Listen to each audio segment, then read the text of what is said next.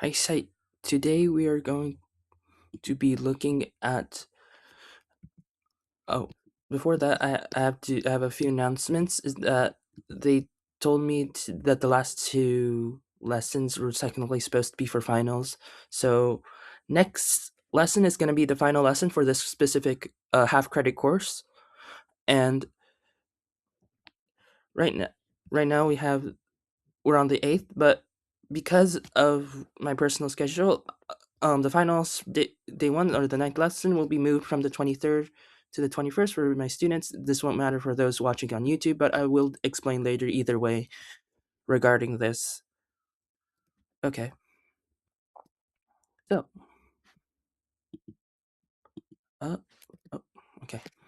So today's goal is just gonna be an quick introduction to Kunigami phonetics, and basically the Latin slash Greek script because it's sort of a mixed script.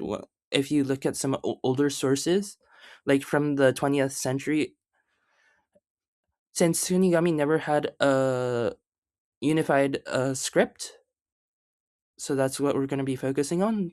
And then we're also going to be focusing on the negative tense, basically when you're trying to say not, and then the verb like not, I do not work or I am not working kind of thing. Just the negative tense in general. And then we're also going to be focusing on what the finals will be. Okay.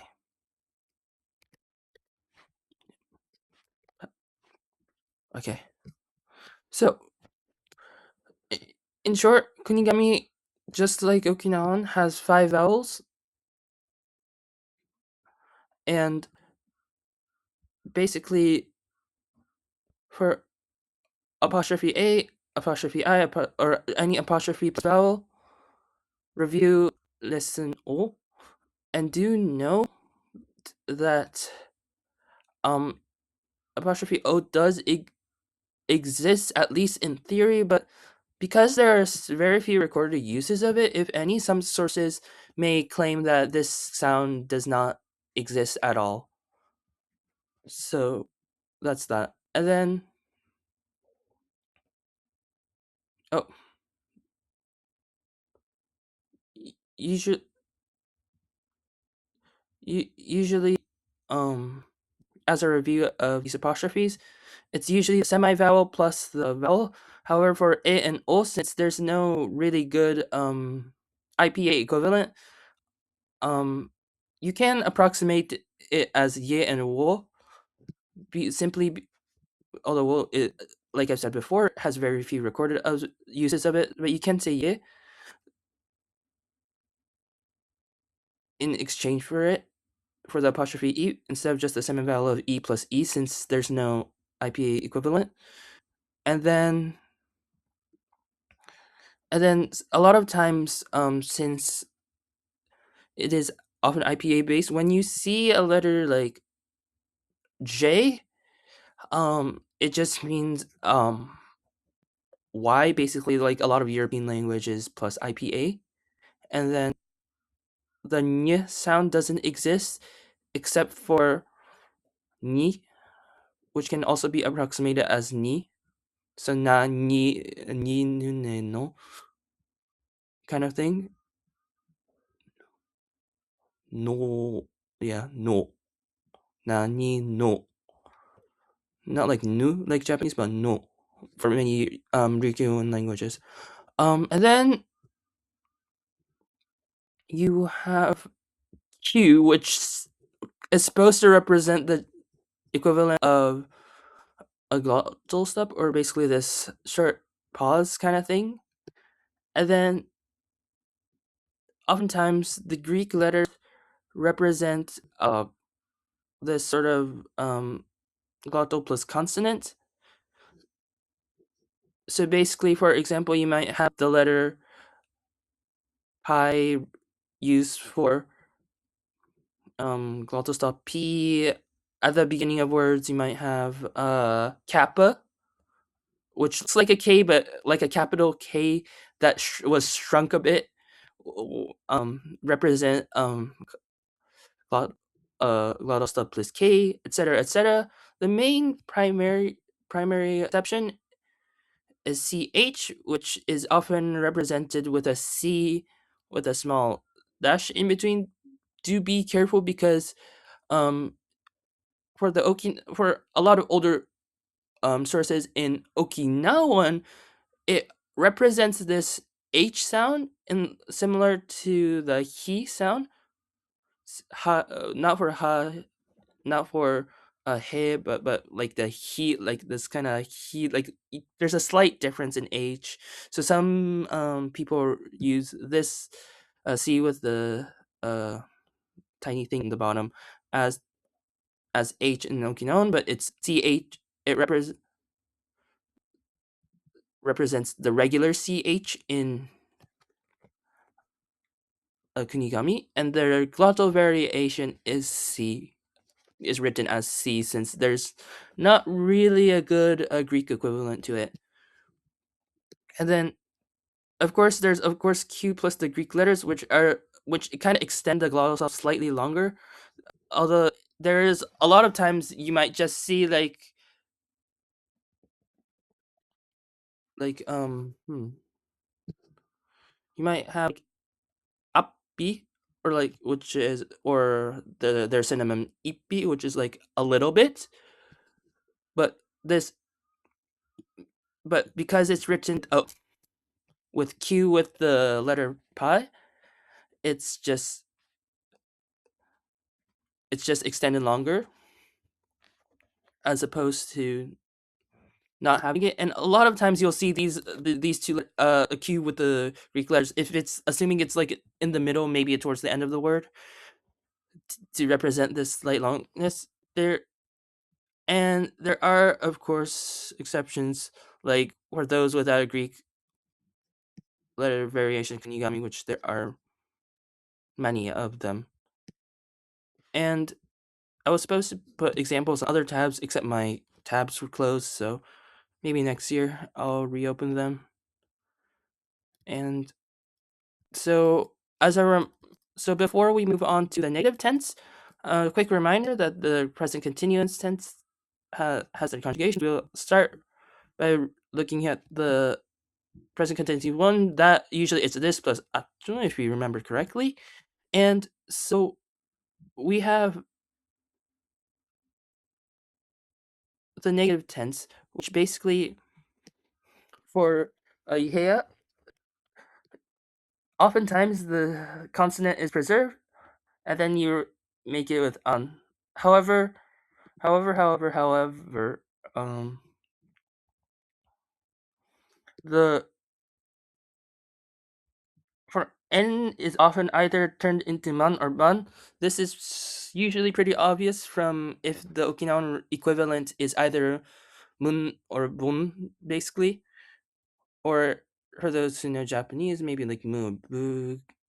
But if you know the Okinawan equivalent is uh has a mun or bun ending, you know the negative case is man or ban, even though the root form for type 1 is often merged as n when it comes to the regular like dictionary form. And for vowel plus n, you still maintain the vowel, and then you have ran. Let's see. For example, you have, let's say the word to divide. Basically, for those who know Japanese, I'm trying to say the equivalent of waru, like to like divide meaning. And then so the verb is okay, yeah, it's confusing. It also means I in Okinawan for those who already know Okinawan, but in the Ihea dialect of Kunigami, it just means to divide. So you have like you have wae achun for the present continuous type 1, and for the negation you have warang. Okay? And so, and well, let's see, another example, to go home or like to return somewhere, like to like go or like to return, to come back, I guess.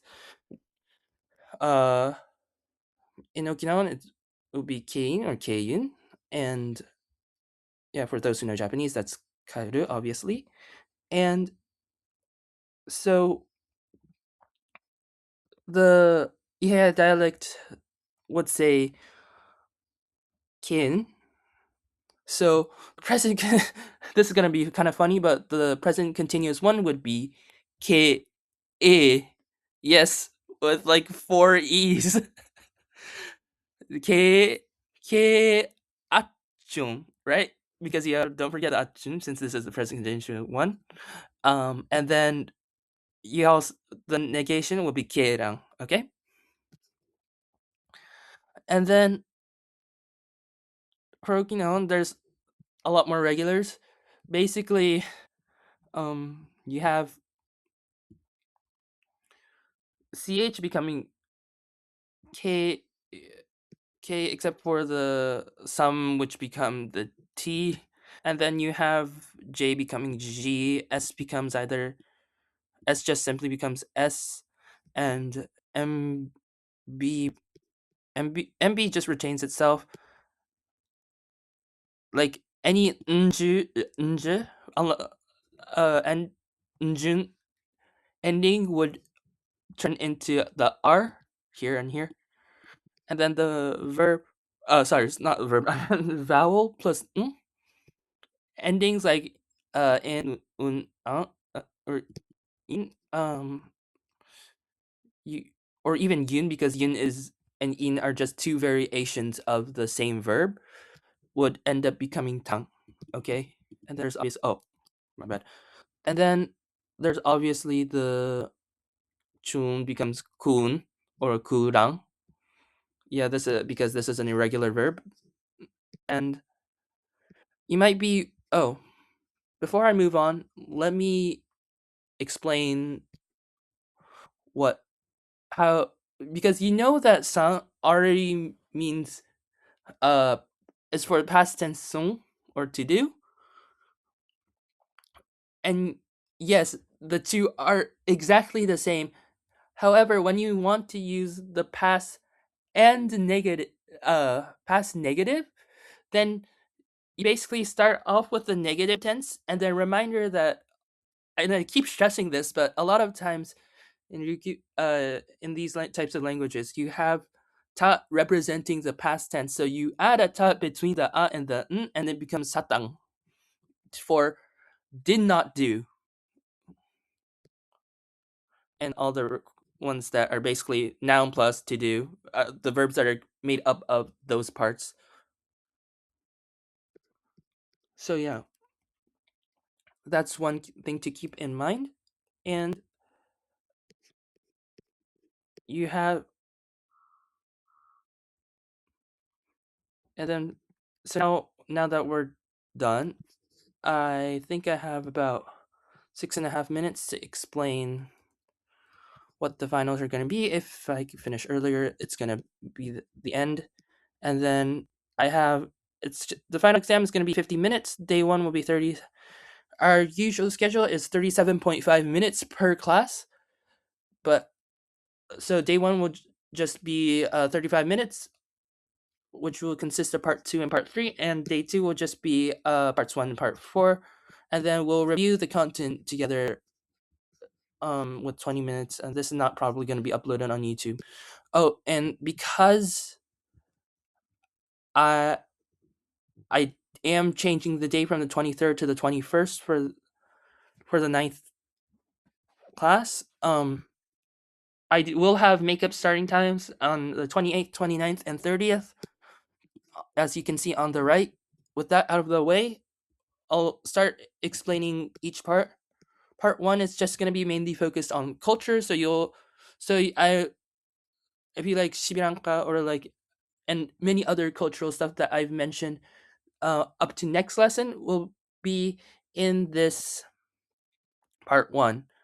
And in part two, we'll have the main MCQ with the grammar and vocab, and then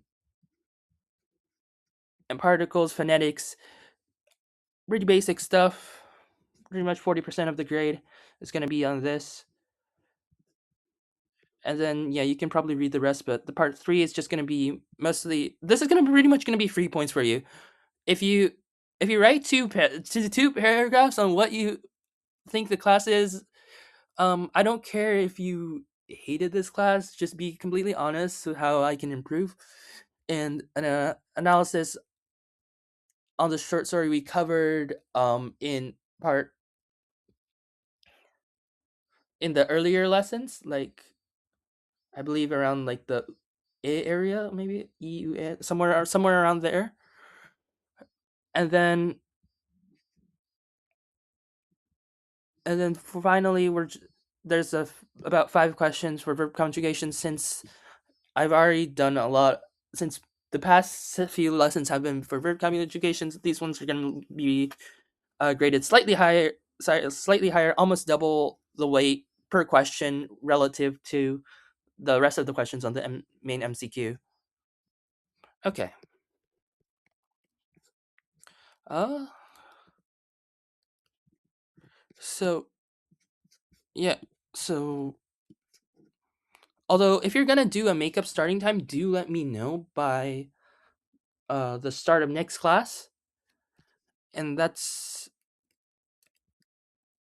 and now I'll explain the homework. This is gonna be the last homework, since I don't want to give you homework on the very last class, simply because I really want you to focus on the finals, because the higher ups still need to make one, and I really want you to pass this. And so this is going to be your final homework, is to create the diagram graphic that you have been doing for the past few weeks as well. And then there will also be a short quiz. This one will be shorter and will be weighted slightly less, and that is to do the conjugation verb.